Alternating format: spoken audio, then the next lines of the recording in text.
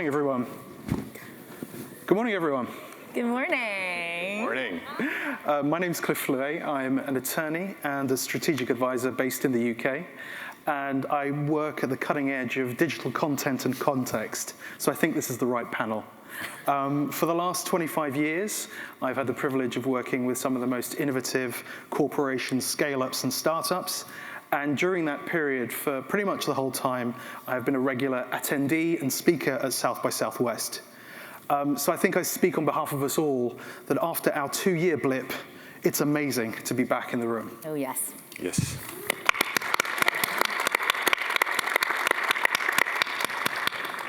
One of the side effects of the pandemic has been the rapid acceleration towards the metaverse.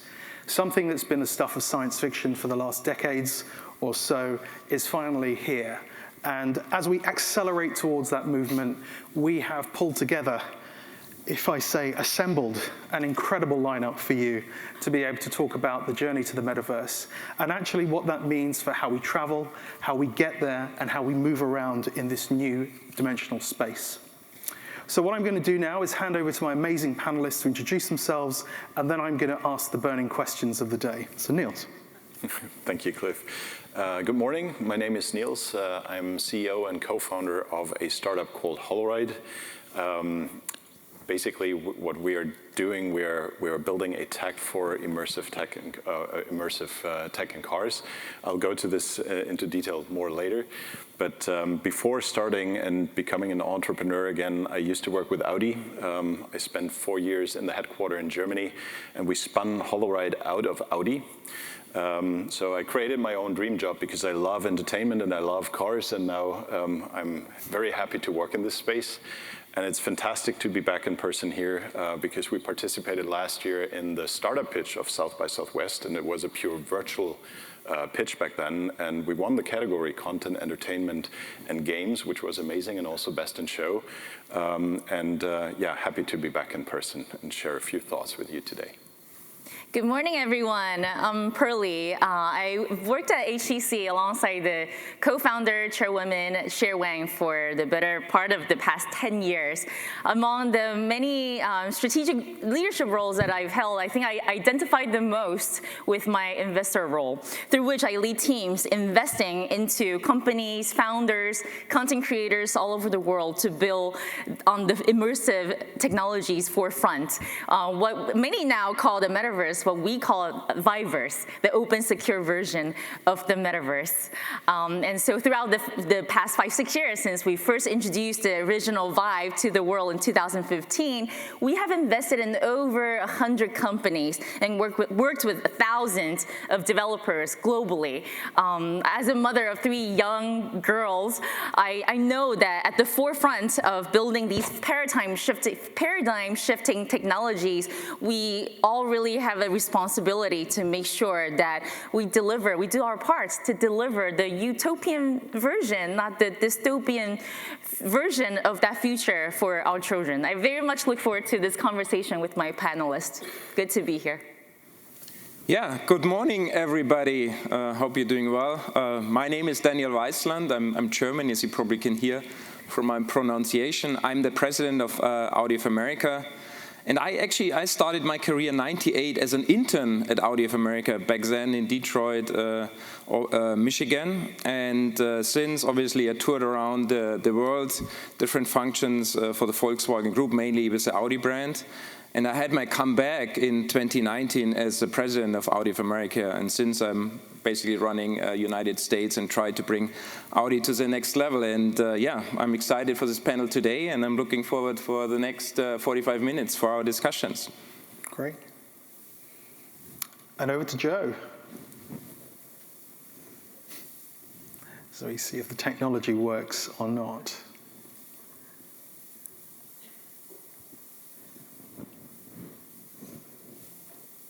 Let's give our guest of honor a few seconds. He's back in Europe. That might take some time. Yeah, it's probably worth explaining. So That's true.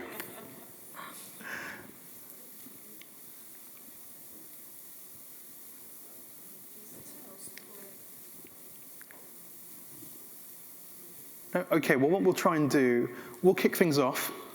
And then hopefully through the magic of technology, we can have Joe join us in the Metaverse. Great, so just for some context as well, so our guest of honor, Joe Russo, he is currently in the Czech Republic. He's in Prague, and he is producing the next Extraction movie, I believe, with a young upcoming actor by the name of Chris Hemsworth. So we'll see if we can get Joe to join us as scheduled. So Niels, thanks very much indeed for the introduction to holoride, but how would you describe holoride, and what problem does it aim to solve? Mm-hmm. So holoride is a passenger experience company. We build a technology that synchronizes the motion of the car with immersive technology. We started holoride back in the days with a clear purpose in mind, making transit time count, because for most passengers in cars, transit time feels like wasted time. So we came up with the idea back in 2015, when we were still at Audi, to merge car motion and the location where the car is traveling with immersive content. And you can see one visual up there, but I think it's a little bit more tangible with a small video clip we have prepared yesterday for you. Maybe you can bring this up and I talk over how the tech works. So you basically take your personal device and a holoride application will be installed on the device. A passenger puts on the device, it wirelessly builds up the connection to the car, and while the car is moving, basically the motion of it and also the location has an influence on the content, so it's all synchronized in real time.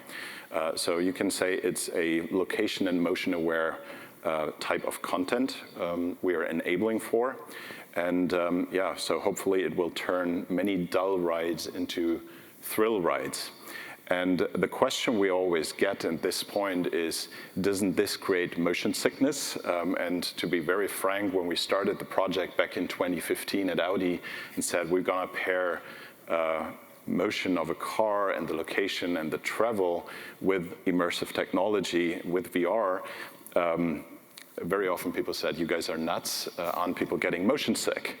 And to be honest, we can enable with this technology more people to enjoy visual content in cars because it actually does reduce motion sickness, not for everybody. And we are not a medical device, it's about the experience, but the fact that the motion of the car is being displayed or synced with the content you're seeing on your personal device in real time reduces motion sickness, because usually motion sickness exists when you look at a screen, your body feels something different that your eyes are looking on, and because we resolve this problem, we can make visual content in cars more accessible to people.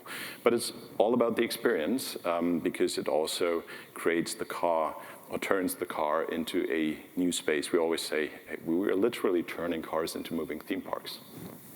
That's cool. Pearly, those amazing lenses that were featured in the video there, that's your new Flow headset. And that's the first holoride-ready glasses for series integration in cars.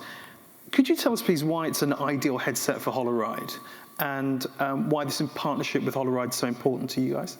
I think the VIVE Flow has to speak for themselves. It's so compact, so fashionable, easy to slip on and off without messing up with your hair or your makeup, and that applies to men as well, mind you. Right. So I came here from my hotel this morning on a holoride, and so the VIVE Flow was specifically designed as a portable and private gateway into self-care, me time, amazing experiences, all of the above, I think perfectly matches with what holoride envisions for their passengers in the moving car. And of course, all partnerships are very important to us, but innovative use cases like holoride really opens up everyone's mind about what is possible with these immersive interfaces. It's not specific or limited to gaming only or gamers only or in a specific context. It can really really be portable for anyone to get into an amazing experiences on the go, anytime, anywhere, in a very fashionable context. And so as we build and think about what VIVEverse means, it also means multiple and flexible gateways into the metaverse, the VIVEverse. And that could mean I wake up in the morning and I start a meditation in Iceland with my Vive Flow glasses. Then I could have a board meeting perhaps via a connected browser in a three-dimensional context. Or then I can work on the immersive presentation through the TV. And then when I get into the car for transit to my meeting, I could be in the holoride and enjoy some me time and catch up on the media and world news that I'm behind on. So multiple gateways and use cases and multiple devices to access immersive and meaningful experiences that enhance our lives. Thank you.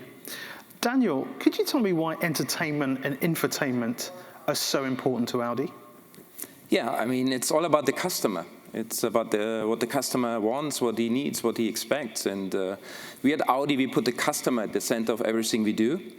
And our cars become experience devices going forward. So, and that's a key element. And I don't know about you, but we all remember probably those days on those long trips with our parents sitting in the back seat, and it's like, you know, after an hour, 2 hours, we get bored. When are we there? It's like, what are we going to do? And I think this is exactly where the space for experience comes into play. And, you know, I now, as a parent of two boys, I see how it is. Like, they're sitting there and it's like, don't know what to do anymore if we drive from DC to New York or sometimes to Florida. I mean, it's a 10-hour drive. And, you know, this is the perfect time where you want to make sure that your passengers or your kids in that regard, you know, are fully entertained. And that's why it is important for us as Audi to be part of that. And it's cool to work together with holoride. Fantastic. Are we there yet might turn into, are we there already? I love that. Be careful. I love that. I know. Which is great. I'm not quite sure the portal is open for Mr. Russo quite yet. So, Niels, while we wait for that, I'm just going to ask you a follow-up question, really. holoride identifies as an extended reality experience, so XR, rather than the sort of classic understanding of VR.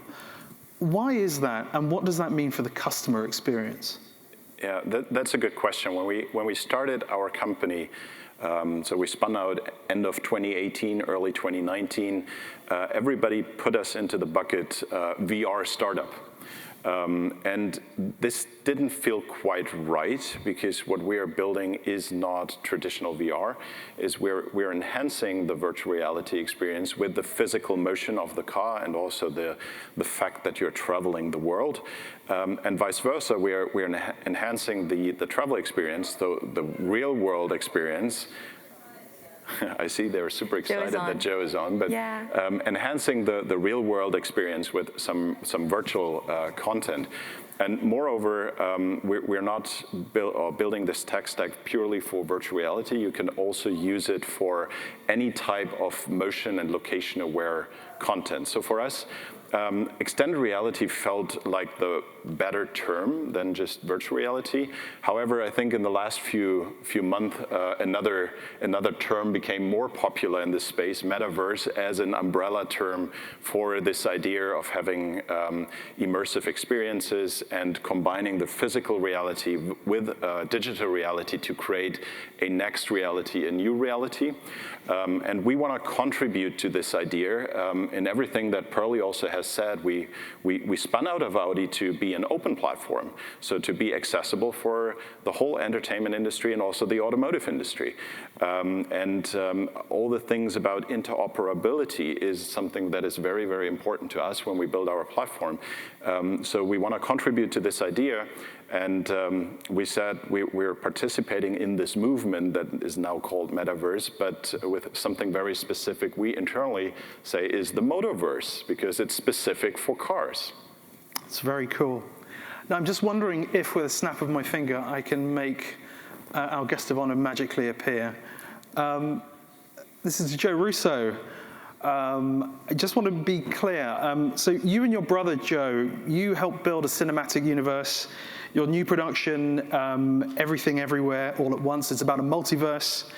What's the opportunity for storytelling in the metaverse? By the way, thank you for having me. So sorry, I was running a little behind. I'm in Prague right now on location filming, so my apologies. I'm calling you from a van on set. But in style. I think the possibilities are endless, and that's what's so exciting about it. I mean, we have no idea what the future can hold. I mean, it's been a compelling last 100 years with two-dimensional linear narrative. But I think that we're on the cusp of real change. And I think technology like holoride is going to usher in that change. And it offers incredible opportunities to storytellers to take audiences in different directions and take them on experiences that they've never been on before. That's what's so exciting about it to me, is that it's a bit of the Wild West, and creativity will rule the day. Thank you. Pearly, to pick up on one of the points you talked about, we've been talking about entertainment a lot, but you mentioned really interesting opportunities for productivity, working on the go, education, mindfulness. Could you explain why the Flow glasses are so good for that? I think we have all lived through some extraordinary time in the past 2 years where physical isolation is real and impacts every single one of us, but some population segments more so than the others. And so in designing a new piece of technology, we want to make sure that we also address how we feel versus only what we do as productivity machines. And so VIVE Flow glasses are specifically designed with that in mind, with a little bit of, as I said, me time, self-care and self-love time in a very private, virtual, immersive way that anybody can access easily, including children, because you slip them on and off easily. For me, as I said, without any fuss, I roll off my bed, I put them on, I'm in Iceland on the glacier that I've hiked 3 times in real life, but I have not been able to do that. So I start every morning with that, and I find my sense of peace and calm in there. That just makes it much more easy for me to get into the meditative flow, as an example. And then when I want to meet my colleagues in the virtual collaboration space, I go into a meeting environment like our VIVE Sync or many other tools. Again, the ease of use of slip on, slip off really makes a big difference in having that private space, get into the collective productivity flow with others or with yourself. It's a new way of finding connection with yourself, your inner self, and as you work with others as well. So that's exactly what we have designed in mind: wellness, me time, self-care. But of course, for amazing experiences like this, where you don't need to be moving a whole lot, you can easily sit back, kick back, relax, and enjoy some amazing passive entertainment as well. Thank you. Daniel, Niels mentioned that holoride actually spun out of Audi. Why does Audi continue to work so closely with holoride now that it's gone plural, as I say? Yeah. I mean, Audi always has been a leader in innovations and new technologies, and it's always a question, to challenge ourselves. How do we step outside of our comfort zone? How do we bring it to the next level? And as you mentioned, holoride was born within Audi, and now obviously goes its own way. But that's also a good example how we can use, external companies or partnerships, which then help us to bring Audi, the customer experience, to the next level. And that makes it so exciting, working together with holoride, because they have different processes and capabilities within their framework, whereas like a huge, big empire, as Audi is. Therefore, sometimes those partnerships really make sense and help you to progress faster and to different levels than you would do internally. So there's more power through collaboration. Yes, it's always great to have powerful. It's exciting also, like people who challenge you, I always tell my team, you need to challenge me. You don't challenge me enough if I don't say stop. So, and that's great to have those partners like Niels and holoride. That's great. Joe, we know you as the audience best as a filmmaker, but in your interviews and your writings, you always seem to self-identify as a storyteller. And you mentioned this new paradigm of storytelling and story living. How does that present new opportunities for you as you produce that world from storytelling to story living and that dynamic experience? Well, it's an all-consuming experience, right? And I think that I don't. My brother and I don't perceive ourselves as filmmakers so much as we do storytellers, because we like working in different mediums. We're not confined to a single medium. We've done commercials, we've done television, we've done comedy, drama, half-hour, 2-hour, and we're experimental by nature, and we're interested in new formats. And I feel like there's I like to say that everyone now has a PhD in storytelling in a way that we've consumed so much content on a daily basis that we're predictive. Now we're predictive, and that the traditional models that we've been consuming stories through over our lifetime are, I think, like, we're looking for, as you guys said, innovation, ways to push the boundaries. And I think what people are craving is deeper experience, more significant experience through stories. And so why I'm so interested in how technology can help do that is that it can, to a certain extent, whether this is you think this is good or bad, it can alter your reality. And I think that that's where the sort of next, that's the next evolution in storytelling is going to be,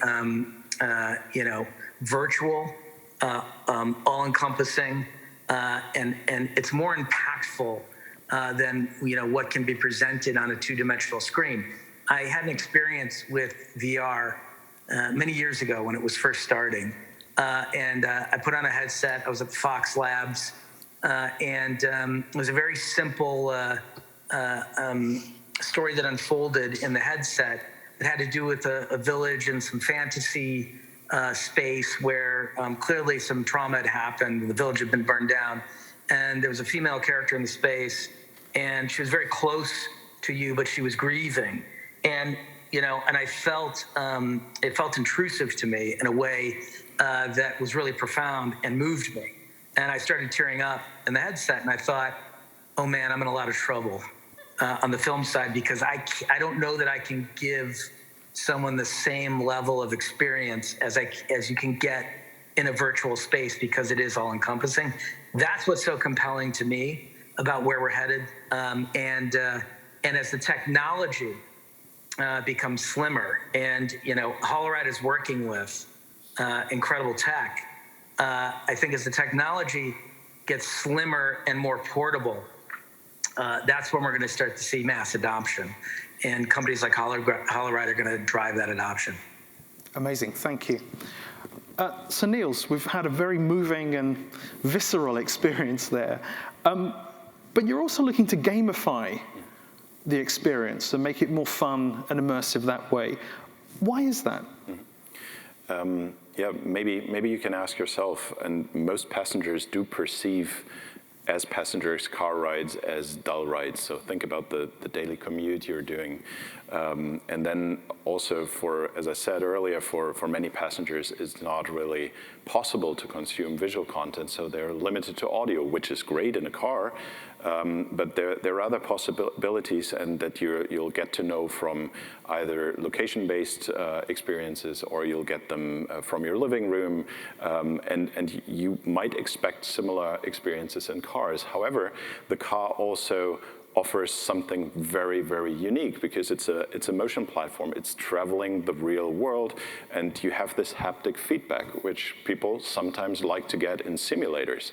But there is a big difference between real motion that works on your body, so the real G-forces, and being tricked in a simulator. Your body can make a difference here, and if you match the virtual space with real haptic feedback, this creates a level of immersion that is pretty unique. Think about the acceleration, the braking, driving curves, and even it doesn't have to be high speed. Low speed is enough. So it's creating this new level of immersion. And we want to put an end to dull rides, first of all. That's why we say, hey, we want to contribute to this idea of bringing better entertainment into cars. However, if you think about the technology we are building, it's nothing that, so we're not building the tech, the experiences, by the way. We are just building the tech, the localization software that syncs everything in real time, the SDK that plugs into a game engine, and we publish a lot of tools for content creators to start working with this. And then the third element is our platform to publish those experiences to personal devices of passengers. What's very important to us, we follow a slightly different philosophy here. We are not trying to integrate our content into the car, into everything that is built into the car. We like to think the other way around. We are extending the car by using the data of the car, the location and motion data, to the personal device, because passengers in the future might switch cars more often because they maybe have several cars in a household, or they signed up to a subscription service, or they're using ride-sharing. But the personal device usually sticks with you. So we want to extend the car experience to the personal device and make use of it. And you can use this technology for several use cases. We start with entertainment because it's fun, and I think we all love entertainment. As I said, I love entertainment in cars, and now it's the perfect combination. However, you can use the same technology for meaningful experiences like meditation and well-being, if this is your preferred choice on a ride, or for productivity, or a space which I'm very, very keen to explore, education. Because you can deliver edutainment experiences to kids on back seats, so that they don't have to read a book or watch a documentary, so they can literally live it. And what Joe just described, this is, I think, if you live through something, then you'll remember it way better than just reading a book. So there are infinite possibilities with the technology. So yeah, we are very much looking forward to gamify it. The type of content we are enabling for, we coined internally as elastic content, because it's a non-linear way to tell stories. However, it's still guided. We compare it to theme park rides very often because it's a guided experience, but it's a very physical, a very real experience, but it changes every time you take a different route. Your driver takes a different route, be it your mom or your dad. They take a different track, so the story will change, the experience will change. This is also important in terms of games, for replayability, but also it opens up a new creative canvas to creators to tell stories in a different way. And I think, and this is why we love working with creative minds, especially indie studios, because they also push the boundaries and they're keen to explore. And Joe and Anthony, they're at the forefront of exploring new techs and building universes and exploring these stories. So that's why it's so great to have them at Advisors, because you're pushing the boundaries of how stories can unfold in the future. And yeah, we want to provide the tech for it. Great, thank you. Pearly, a common theme has been the idea of collaboration and interconnectedness. And in contrast to certain stores and ecosystems, the VIVEverse seems to be an open metaverse. And how and why is that open and collaborative approach so important to you guys? We have a very important vision for what VIVEverse should bring. That is to unleash human imagination from many physical limitations of reality. And ultimately, why we build technology is to make sure that it can bring positive impact to society, to everybody's everyday life, that is accessible to everyone. And with that vision in mind, VIVEverse has got to be built by the people, owned by the people, and shared by the people. There's really no other way to think about this. Everyone should have a stake in creating, owning their piece of the metaverse experience, have full ownership of their data inside engaging such experiences where a massive amount of data will arise. And that collaboration is absolutely key, because we've been investing, as I mentioned, broadly in this space for 5-6 years now, more than 100 companies directly in the portfolio. This is a long marathon in enabling a paradigm shift of technology platform that will touch every aspect of our personal life: play, live, work, connect, and dream. There's no way that we or any company can possibly do it alone. We have 1 million issues, design problems, technology barriers to overcome, so many things to do. And that's why we've been investing broadly, working with founders and startups at the forefront as well. They teach us so much, going back to that concept of big companies working with smaller companies, and content creators whose ingenuity and creativity, many of which you will see here at South by Southwest, of their abilities to storytell, to create story living experiences through this all-encompassing immersive media is mind-blowing. And without, I think in that vision and that commitment to providing an open platform, interoperable tools, infrastructure for everyone to build, to contribute, and to own a piece of that, economically speaking as well, then there's no way that this would be a desirable destination for any of us or our children. So I think that openness, the security, the collaborative part of all of this is the only path to delivering that utopian future of the metaverse. Fantastic. Makes a change from the dystopian view that they always put in movies, right? Daniel, there's been lots of talk about paradigm shifts and revolutions. I think it can be said that the automotive industry is undergoing that kind of shift, the shift to electric and then autonomous vehicles. What does this mean for the future of the time we spend in those vehicles? How does Audi see that? Yeah. I mean, we are in the biggest transformation the automotive industry has seen over the last 100 years. So the next 5 to 10 years, the car will change significantly, more changes than you have seen in the last 100 years. The car of the future will become electric, fully digital, and autonomous. And that opens a lot the new world. And, that's why it is also so important that, we are well prepared for this journey going forward. And provides this this extra time. Today, like you're driving a car, you can't really focus on anything else. Yes, you might be listening to the radio, but in the future, if the car drives you from A to B in a safe and secure environment, you can use the time for either relaxation, you can use it to work in the car, or to entertain yourself, like sitting in a cinema or like playing games like my boys love to do. And so this all things, the future will provide you. And, I'm excited that, especially with Audi now, with electrification, which is happening already today, that we have, as a launch of the Q4 e-tron and the e-tron Sportback, the largest battery electric portfolio of any automaker here in America. And now we're preparing for the next step on the digital experience. I said it's so great to work together with holoride. And then the next step and the big game changer will then become autonomous driving. And so we'll no longer be the drivers, right? No, you just basically it's a vehicle that brings you from A to B, and you're sitting there in a car. It's like your second living room, I would say, where you enjoy what you like to do the most. And at the same time, you basically use the time traveling, which in the past, if you're sitting behind the steering wheel, all those things you can't do. Yeah. And that's a big game changer. Okay. Joe, speaking of changing the game, it was recently announced that your and your brother Anthony's production company, Agbo, were going to partner with video game producer Nexon. How do you see these two forms of media, being games and movies and audiovisual storytelling, converging? And why particularly does that partnership excite you?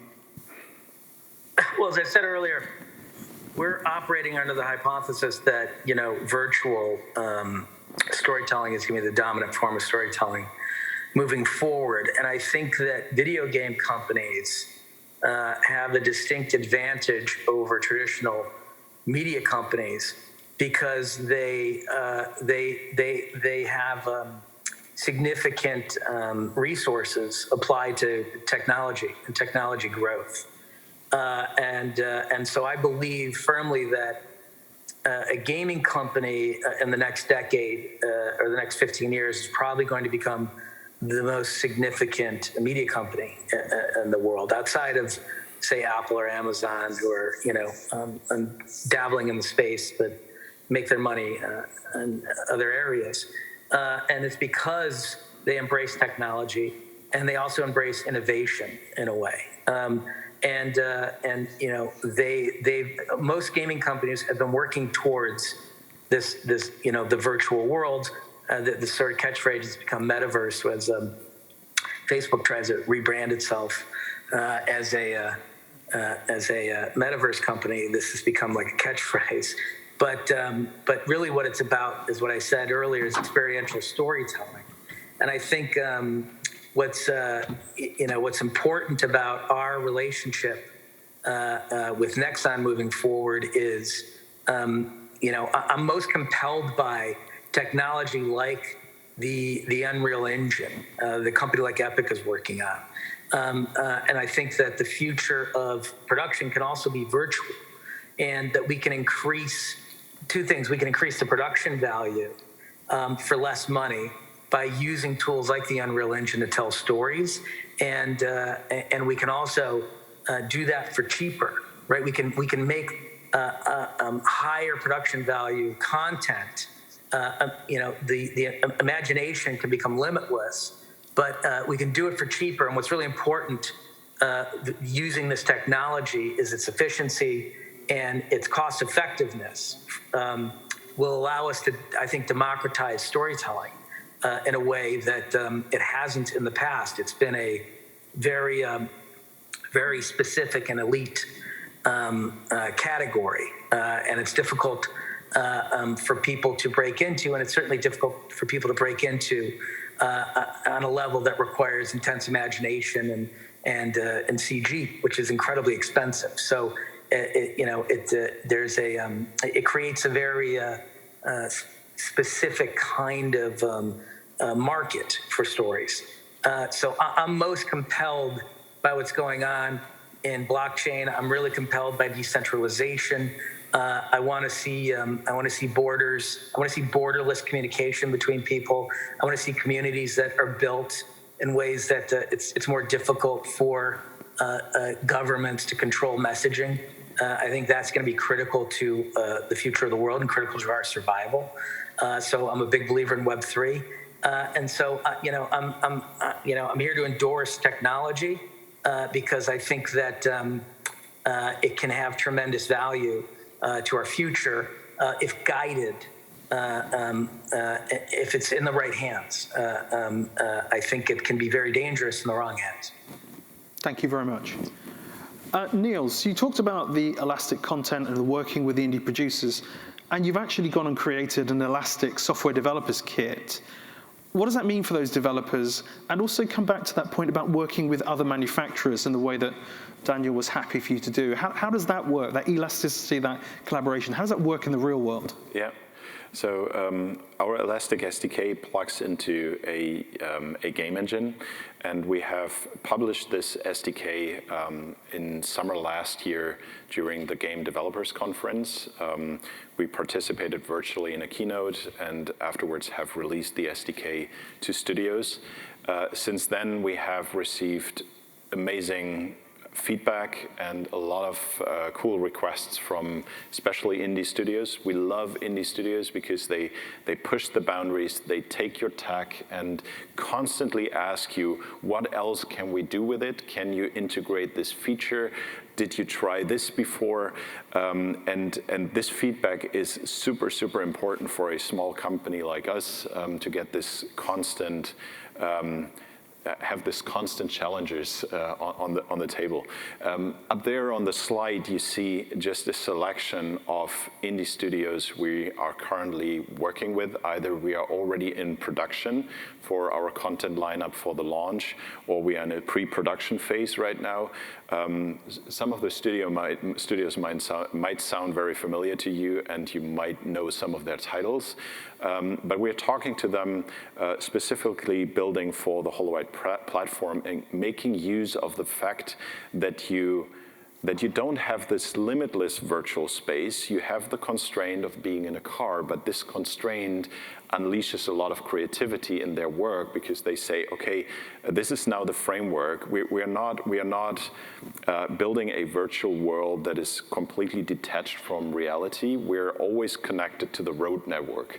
So the real world is our playground, is our canvas and the way the car moves through it. So and this opens up for creators to start thinking about, okay, we can use the SDK to generate procedurally generated content, so the car moves and the story unfolds around you. And we know that in most cases, luckily, cars will stay on roads, so you know where they can travel. So you can spawn objects in other spaces where houses are, so where there are no roads. However, you can also use the fact that we are traveling the real world, and you have geo-coordinates, which we also enable in our SDK, so that creators can say, at certain locations, I want this or that to happen in my story or my game or whatever they are building. So you have this combination of procedural and persistent content, which is pretty cool. It's a magic in itself. So if you think about Pokemon Go, it's all about persistent elements in the real world. But now we are adding this procedural aspect to it, and we're adding the travel aspect to it. The average time people are traveling in cars as passengers, if you take the average around the globe, it's like 22 minutes. It's also a very, very nice format.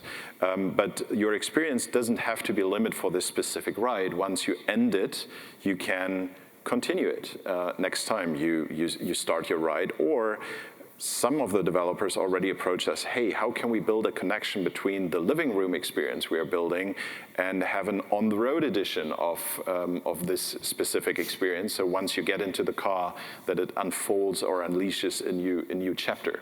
And the Elastic SDK we published, as I said, last year, it's constantly evolving, and I'm very, very proud that so many of the great studios you see up there, we started collaborating and can't wait to share what they have come up with, and which we'll distribute once we launch. Thank you. Pearly, as an attorney, one of the things that I know is that consumers are concerned about engaging in this new metaverse is around things like data security, location, privacy, rights to their digital identity. How are you looking to ensure that your consumers have got peace of mind of engaging with the Viveverse? Like Joe mentioned, I am very personally compelled by the idea of blockchain, the empowering possibilities of what decentralization can bring, and the promise of Web3. In fact, HTC introduced the world's first blockchain phone in HTC Exodus, and ViveFlow now is the world's first immersive device supporting crypto wallets. So crypto, Web3 decentralization, and self-custody of digital assets have always been a very important part in how we think about Viveverse, what we used to call Vive reality, converging VR, AR as an interface, contextual AI, next generation 5G technology, and blockchain as the underlying infrastructure to enable people to really own their data, their digital identity, their assets. That has always been pillar and cornerstones of how we think about this future. Echoing when we go back to see how we can deliver that utopian version, I think this is absolutely the core, not afterthought or nice to have. It has to be the core. In terms of data privacy and security, we have existing standards today by ISO, the 27001s, the 277001. HTC has been recognized for taking extra, going beyond, far above and beyond, implementing processes in how we design, implement features and products that not only meet these standards, but really exceeding these data protection and privacy standards as well. For example, inside-out tracking data that collects the images to enable a user to be fully immersed in a room is mathematically preventive from being able to piece together any kind of environment. Any kind of data that is stored purely on the device is definitely stored in the encrypted partition of the device that is encrypted and not possible to reconstruct. So these are just a few examples of how we think about data privacy and how that ownership is an important pillar of what this future should bring. So that is definitely absolutely our commitment. We don't have such a business model as harvesting or profiting from data. We see ourselves as innovating on the forefront of introducing meaningful innovation in products, in content experiences, and hopefully enabling this version of the Viveverse where everyone can benefit. Great, thank you. Daniel, you mentioned that the change in the next few years will probably outstrip the change of the last 100 in the world of cars and automotive. How much do you see that change in usage transforming the design of cars, the product design, the interiors, and the opportunity to innovate yet further?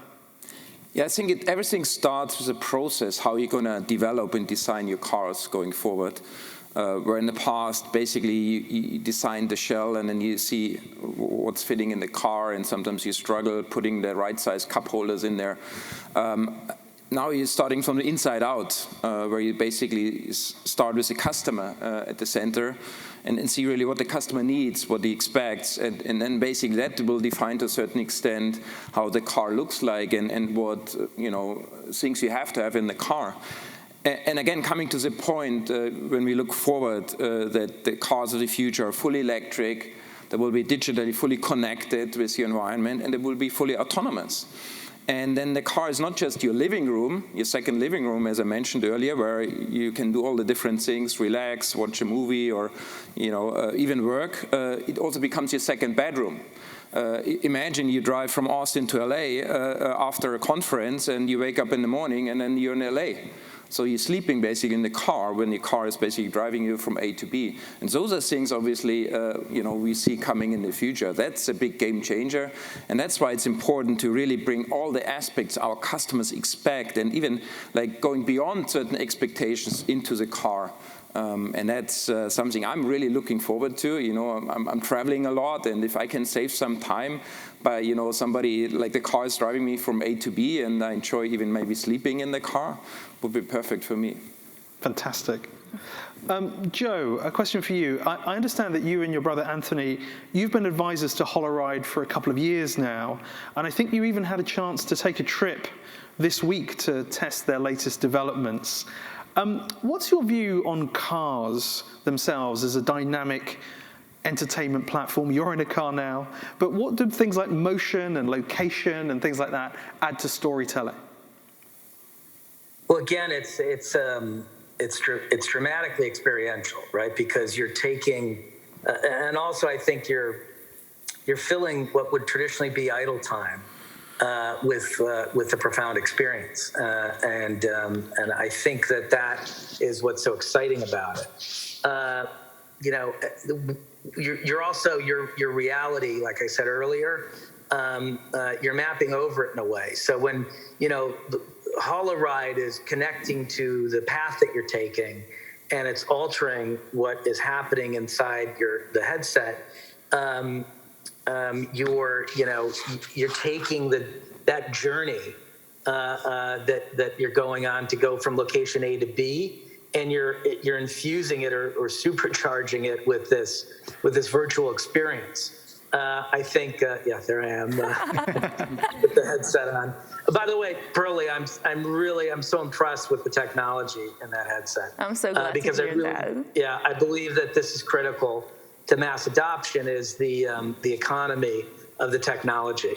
It's hard for people to put on an entire, and I think holoride was very smart to wait until there was a more streamlined headset available.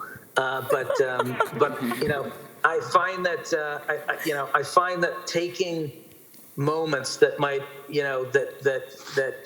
that might be moments where you're daydreaming in the back of a car or reading a newspaper, and instead exchanging that for storytelling and experience, and infusing those moments with emotional experiences is the future, and something, like I said earlier, that I'm most excited about, and that's why we've been involved with holoride, because I think that it's a very innovative concept, and that they're one of the companies that are pushing the boundaries of virtual experiences right now.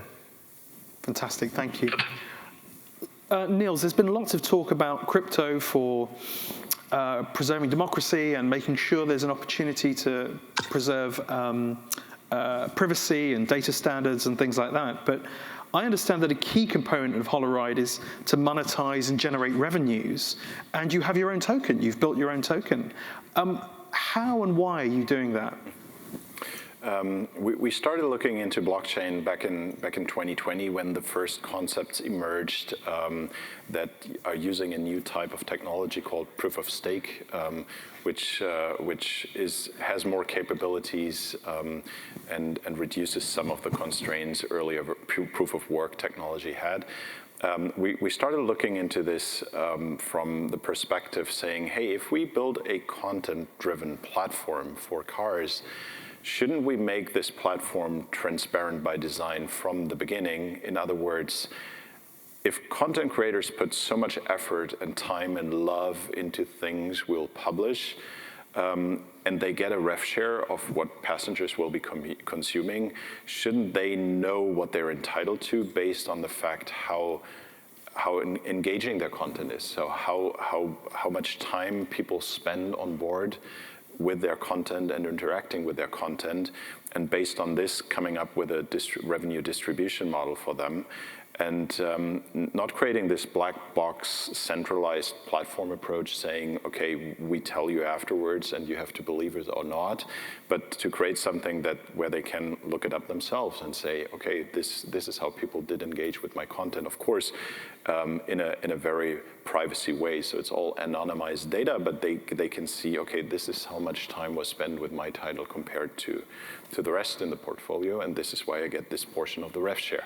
So this was an early idea back in 2020, and we thought, okay, some of the networks are now capable of doing this.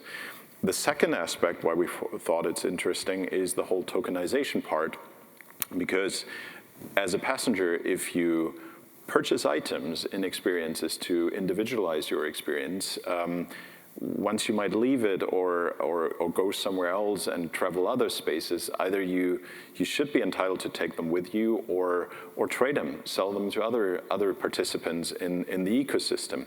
And tokenization makes this possible. And then if you think about the creators, they put so much effort in designing these items, how do you distribute revenue if items are being traded or sold because they're super valuable to passengers and are being sold for a certain price? Shouldn't the creator of this content piece be entitled to constant rev share or royalties because they have spent, as I said, so much time and love creating this, what people are engaging with. And blockchain and tokenization offers these possibilities. And then we looked at the different networks. We have selected a network called Elrond because they're using proof of stake technology. They're capable of doing 15,000 transactions per second. If you compare it to Ethereum, people that are familiar with this space, you see the difference. Also, it's a fraction of the cost. A transaction costs below $1 compared to several $100 sometimes on other blockchain networks. And these were aspects where we said, okay, this will help democratize it and make it fitting to our platform. But there is no token out there that is specific for our use case. So we said we want to create our own token. We called it RIDE. It's meant to be, it's a utility token, it's meant to be supercharging our ecosystem because it has utility not just for the passengers, but for all three participants our platform is combining. So car manufacturers, XR tech, content creators, we are like the glue between these three major industries. Could I throw over to Joe on that point? As a content creator, how important is that kind of real-time, democratized, decentralized, and distributed value coming back to you in real time? How important is that to the content creators of which you're a key part? It's critically important because as the world becomes more corporatized, I think the artist, will suffer the most, right? And as corporations become conglomerates, right? They obtain a certain level of power over artists that make it difficult for rev shares to be fair or to be transparent. So I think that the very noble concept that holoride is pursuing is rev shares for creators, and this is what's so fantastic and fascinating about crypto is that they can create their own their own token suited to their own use case to build their own economy that supports what they want to do in the space and motivates artists and creators to want to work with them because they're transparent about the rev share and they're willing to as Neil said, share with those artists. Great, thank you. Daniel, I understand that having helped to incubate and innovate holoride, Audi is making a major announcement today with regard to your relationship with holoride. Would you like to tell us all a bit more about that? Yes, I'm very excited to announce today Audi will be the first manufacturer to bring holoride experience alive in our production cars starting later on this year. And I think another proof point for Audi to take leadership in innovation and new technologies. And I'm proud of our collaboration with holoride and Niels and your team. So thank you very much that we are the first manufacturer to bring this special experience alive.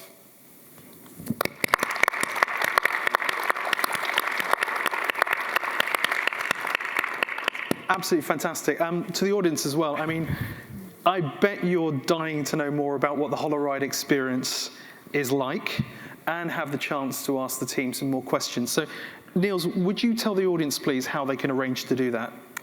First of all, thank you, Daniel. We're super excited. It was not just a bold move to let us go. I remember my pitch back in the days to the board of management of Audi. So it's a great movement. But you're also great supporters on our presence here at South by Southwest. So if you're interested in trying the tech yourself, you can scan the QR code. You get the information about the location where we are offering holorides. You'll be arriving at a website where you can also book your individual ride. I have to warn you, though, it's addictive, it's fun. No, just kidding. No, that's not what I'm saying. I have to warn you, though, the content we're showing these are tech demos, so early stage experiences, and because many of the studios you have seen up there are currently building for our platform, but you'll get a glimpse on what we're doing and what will be launched later this year in series production cars in Audis first. Yeah, the team is around. Please take the opportunity to ask all the questions you might have and also provide feedback. This is what we need constantly, we're craving for. So looking forward to this, and thanks again for the great support, and also HTC, you guys are the first holoride ready headset, so you'll experience the VIVE Flow too. Great. Well, like Joe and Daniel, I had my first holoride experience this week as well, and it was a real treat. So I strongly suggest, if you get the chance, head out to the activation in East Austin and give it a try. All that's left to me is to give huge thanks to Niels, to Pearly, to Daniel, and especially to Joe, breaking from location to come and join us today. Thanks, everyone. You missed the golden hour now. You missed the golden hour in Prague. Excellent. Thanks for it. To everyone, stay well, enjoy the Metaverse, and we'll see you again soon. Thank you, Cliff. Thank you. Everyone.